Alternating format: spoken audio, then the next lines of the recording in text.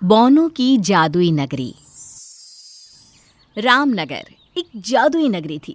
उस नगरी की हर चीज सोने की बनी थी और जादुई नगरी में बौने रहते थे।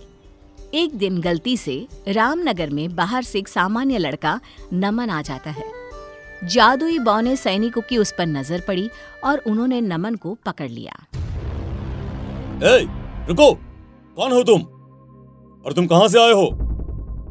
मैं नमन हूँ, लेकिन ये कौन सी जगह है? मैं कहाँ आ गया हूँ? ये रामनगर है और यहाँ सभी जादुई बौने रहते हैं। मुझे बाहर जाना है। तुम अब यहाँ से बाहर नहीं जा सकते हो, क्योंकि तुम अब यहाँ कैद हो गए हो। लेकिन क्यों? इसका राज तो तुम्हें हमारे महाराज ही बताएंगे। सैनिक नमन को पकड़कर राजा के दरबार में पेश करने ले गए। बौने राजा का दरबार लगा था। अपने बीच एक बहुत बड़े मानव को देखकर सभी बौने दंग रह गए और सभी अपनी जगह खड़े हो गए। कौन है ये और यहाँ कैसे पहुंचा? महाराज, आपने ही तो कहा था। राजा को सब कुछ याद आ गया। अच्छा, मेरे इतने वर्षों का सपना अब पूरा होगा। मैं तो इसका कब से इंतजार कर रहा था। महाराज, मैं तो आपको जानता भी नहीं हूँ। फिर आप मेरा इंतजार क्यों कर रहे थे? तुम यहाँ तक पहुँचे कैसे? वो मैं। नमन एक गांव में अपने पिता रामू के साथ रहता था। रामू एक किसान था और जमींदारों के खेतों में ही मजदूरी करता था, जिसमें नमन भी उसकी मदद करता था। पिताजी, मैं बहुत परेशान हो गया हूँ। अरे, ऐसी क्या बात हुई बेटा? पिताजी, सारे बच्चे पढ़ने जाते हैं, लेकिन मैं कहीं नहीं जा सकता। सारा दिन इसी खेती में लगा रहता हूँ। 4 क्लास पढ़ा दिया ना, बहुत हो गया। अब खेती में ध्यान दो। चलो। आज मैं ये घर छोड़कर ही निकल जाता हूँ। नमन ने अपने पिता से कुछ नहीं कहा और वहां से चुपचाप निकल गया। वो जंगल में चला जा रहा था। मैं व्यर्थ ही गुस्से में इतनी दूर निकल आया। अब जोरों की भूख भी लगी है। अब खाने का कुछ न कुछ तो प्रबंध करना ही पड़ेगा। तभी नमन की नजर वहां पास पड़े एक फल पर पड़ी। चलो, कुछ तो मिला खाने को। अब ये खाकर ही अपना पेट भर लूंगा। नमन ने जल्दी से वो फल खा लिया। वो फल जादुई था, जिसको खाने के बाद नमन एक नई दुनिया में पहुंच गया। महाराज, इसके आगे मैं कुछ नहीं जानता हूँ। लेकिन मैं अब सब कुछ जानता हूँ। उस फल को खाना इतना आसान नहीं था। तुमने अपनी पहली परीक्षा पास कर ली है। महाराज, अब मुझे जाने दो। नहीं, अभी तुम्हें और दूसरी परीक्षाएं भी देनी होंगी। महाराज, देखो नमन, हम सभी को तुमसे बहुत सारी उम्मीदें हैं। हमें तुम्हारी मदद की जरूरत है, इसलिए मना मत करना। महाराज, मैं घर से भागा हुआ एक बालक हूँ और मैं आपकी क्या मदद कर सकता हूँ? ये जादुई नगरी है और यहाँ हम भूखे ही रहते हैं। हम सिर्फ चीजों को देख सकते हैं, लेकिन खा नहीं सकते, क्योंकि सारी चीजें सोने की बनी हुई हैं।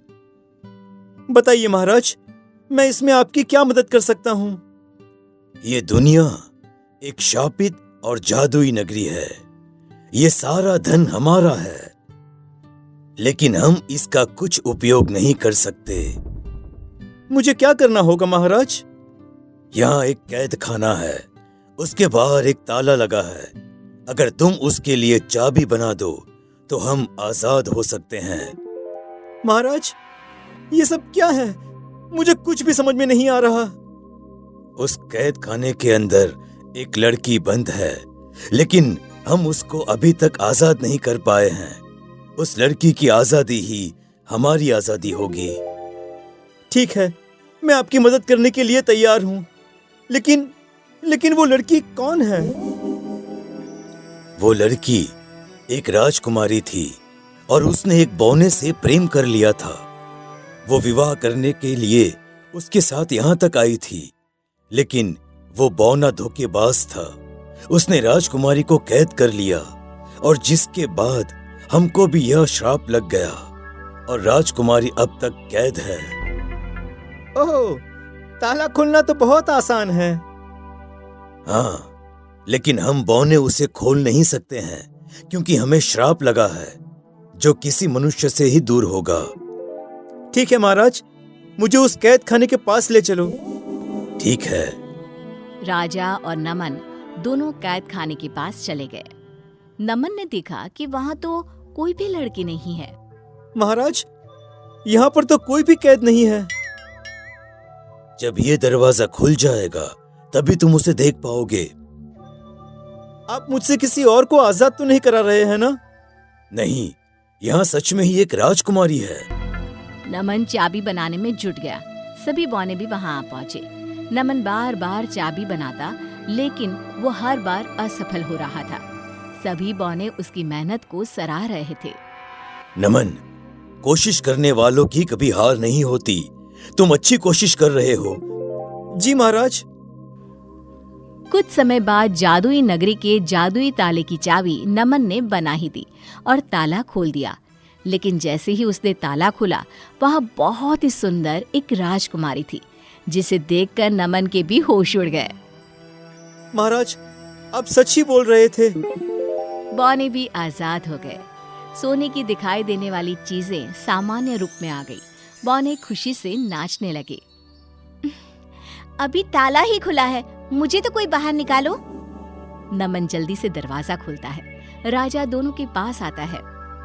नमन, तुमने हमारी इस जादुई नगरी पर और हम बौनों पर बहुत बड़ा एहसान किया है। आज तुम्हारी वजह से ही हम लोग आजाद हो पाए हैं। हाँ नमन, आज मैं भी तुम्हारी वजह से आजाद हो पाई हूँ। लेकिन इस जादुई नगरी से बाहर अब कहाँ जाऊंगी? मेरा कोई घर नहीं है। आप मेरे साथ चल सकती हो। ये तो बहुत अच्छी बात है।